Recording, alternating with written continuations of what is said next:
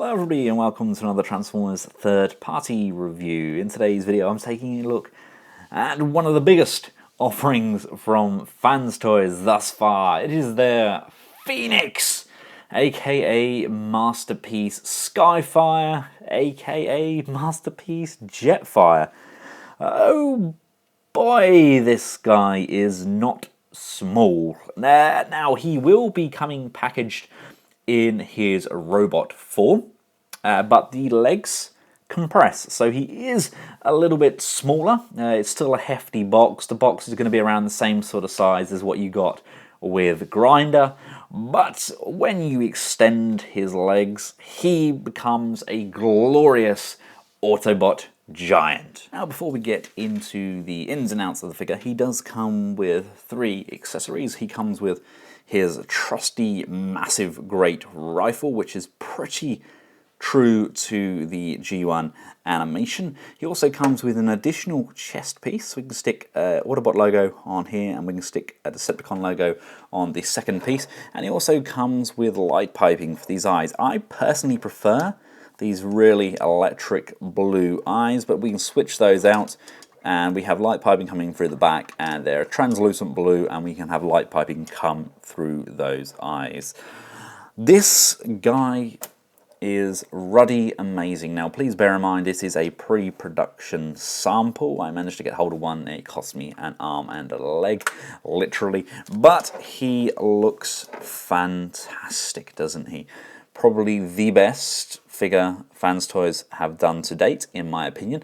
The face sculpt isn't exactly spot on. It's pretty similar to the animation. There was slightly more blue around the top there, but again, maybe that's something we'll get in the future. They do tend to release additional heads and faceplates as they progress with their technologies, I guess, and with their sculpts, but he is absolutely incredible, and he is built like an actual tank. He is so solid. It's a big, huge, chunky, robust figure. He is literally a mammoth of an Autobot.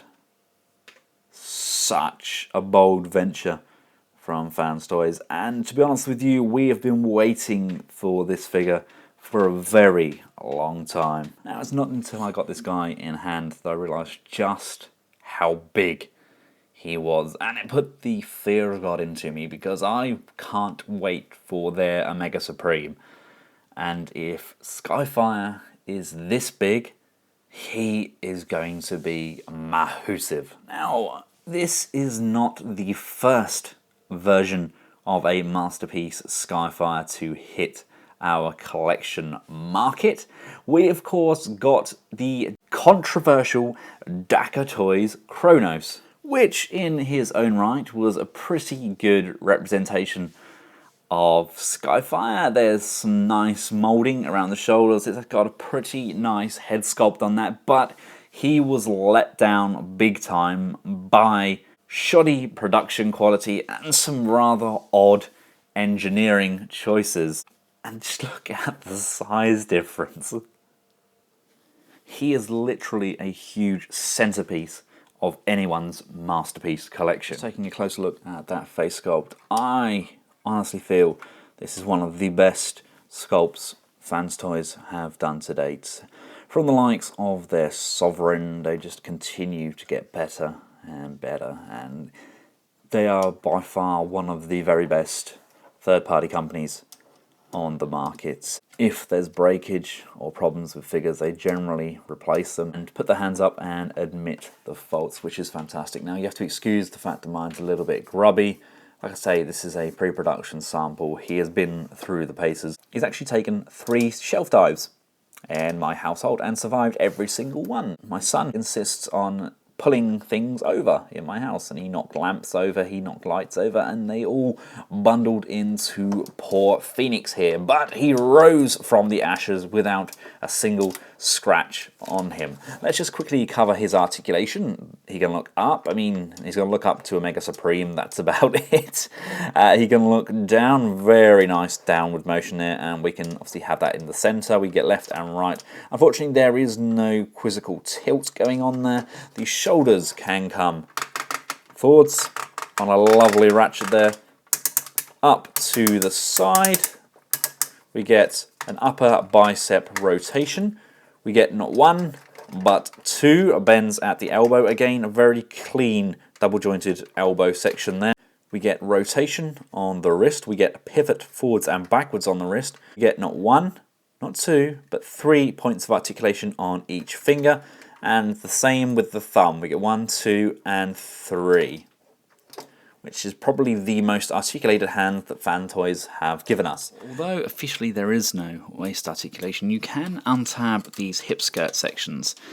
They come away, it's all part of the transformation. Obviously it's going to pull away and it's going to reveal all the inner workings of the legs. But if we push those back in, we can get a little bit of waist turning just for a little bit of posing, and obviously it's well balanced and it doesn't look that bad at all. I know officially it doesn't really rotate, but you know, the option is there. If you're dead set to get this figure, it's always an option anyway. But we do make up for it with some very nice motion on the legs. Forwards, backwards, listen to that ratchet. Oh, it's lovely. Out to the side on a friction joint, we get rotation in the thigh. Coming down to the leg, we get a nice deep bend at the knee. We get a rotation at the knee as well as the thigh, and coming down to the feet we get forwards and backwards motion, and we do get some nice ankle pivots as well. I love this metallic red they've used on the legs. It's actually very reminiscent of the Generations Jetfire that had this kind of metallic red all over the Hasbro release. Phoenix has so much die-cast and heft to him that you can pull off some really natural poses without the fear of him falling over.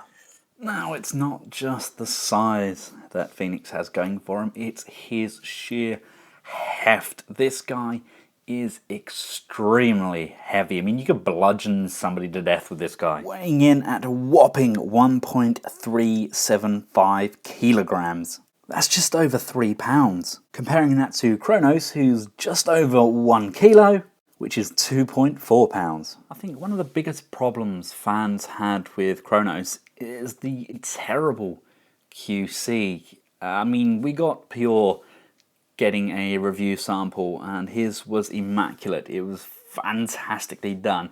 So they'd obviously boshed out a really good product and sent it out to him. And when we get the mass release, they literally fall apart in the box. I mean, to be honest with you, I got lucky. I'm just missing some fingers on mine. People were missing heads, hands, you name it, it was missing. Phoenix transforms correctly as well. There is no parts forming involved. That was my biggest gripe with Kronos, is that you have to kind of parts form the backpack section. To be honest with you, I've never transformed Kronos. I've heard horror stories. He's just remained in bot mode, and that's how I'm going to sell him. I'll sell him in bot mode. But yeah, I've heard a few horror stories of things going horribly wrong. I think there's more videos out there on how to fix Kronos than there are actually reviewing him. Luckily, we don't get that same problem with Phoenix. Now that I've finished my man crush on Phoenix, let's take a look at some comparison shots. Now, when you're doing comparison shots and you get a scene like this, as a Skyfire, the cartoon continuity size-wise was so off at times. In the cartoon at this point, he was actually roughly the same sort of size as Trailbreaker and Wheeljack, and as you can see here, he absolutely towers over them. But in the same breath, when you line these guys up together, that doesn't look that far off. He scales pretty much identical with Ironhide and Bumblebee. Maybe Prime, the scale there is slightly off, but it definitely works. And as far as being on display with the Autobots, and he's not going to look out of place with any Masterpiece figure. And then, of course, there was these two united by science. Now, just a few points I would like to cover. He is relatively back heavy, so you do have to position the legs a little bit apart and just make sure he's balanced. He's not going to fall over, he's got a very wide foot base, but there is definitely a lot of heft at the rear of the figure. And he stands to the top of his backpack around 15 inches tall. So if you're looking to get him in a D12, it's going to be a very tight fit if you have him perfectly straight. I personally am going to have him with a slight kink in the knee. It's a very natural looking pose in my opinion, and it's just enough to get him below that upper glass of a D12. Now, to get Phoenix transformed up into his jet mode, your first port of call is to push down on this arm section, which straightens this joint up, come around to the fist, and you want to make the fist by closing off the thumb and bending each of the fingers in, and then much like every masterpiece in existence, you just untab the arm section, fold that fist inwards so it's flush, and then close this section off, and there's a tab here, just line that up and slot that tab in. Do that with both arms. Disengage this back section by pushing backwards on the neck. That's going to lift this section up. And as the head tilts backwards, the backpack section can come away from this neck, push down on this tab, and rotate the head around. That's going to drop backwards. And these sections here are just tabbed in. We're just going to flick these sections up here and bring them over. Bring this chest section all the way up, come down to the crotch piece and just pull that section forward. These two sections here are on sliders. You want to slide those forwards. Now they are pretty stiff. You can then rotate the arm sections all the way up and inside the chassis, rotating the arm around so that this side is facing outwards, and then we can collapse that arm down and bring this section around to the side. Now with the arms angled slightly forward, you can then come around to the back section, and there's this tab section here. You want to poke that through. We can now straighten up these arms and slide these tab sections in, and then collapse this section down like so. Now at this point the head can come up, over and down into that hole like so. That section will be just brought up, can be squared off and pushed down like so. Grab the nose cone tab and just flip this section forward, and this section here is going to tab in to the top of the arms. On this underside section there is a die cast rail which comes out. We fold that out and then fold that section out again. We can then look to tab these sections in. We tab this section at the front here, and basically when we start tabbing everything in, all of the tabs line up and start to lock into place. We have that section there. We have 4 tabs on the underside here. Just push those in and they're going to tab firmly into place. This metal tab here goes in and it slots into the slot on the underside there. Pull this waist section down on each side. Make sure this tab is out of the way. Lift this section up, and this tab here is now going to tab into the lower groove like so. Come around to the feet and collapse those off, pushing those together. Untab these feet section, lift this up, which allows us to slide the feet in, and then we can close those back off again. Now, like we get with the MP-10, there's these collapsing tabs on the back of the legs. You push those in, which allows us to collapse the legs. Now what we're going to do, we're going to slide the legs up, and there is a gap under here and a gap on the inner leg, and there's a tab on the inner leg, and this tab here, we're going to line those up, and then we're going to slide and tab those in both on the inner and outer leg. Now, coming around to the top section, I have mine folded like this. I've seen other people have them on this way around so that they flop outwards. I like to have mine folded inwards though. Not sure what the official configuration is. I'd imagine it's that. Anyway, let's just lift this cockpit section up like this. That now allows us to get in here, and you want to pull these sections apart. They are rather stiff, to say the least, but I'm assuming that is because this is a test shot.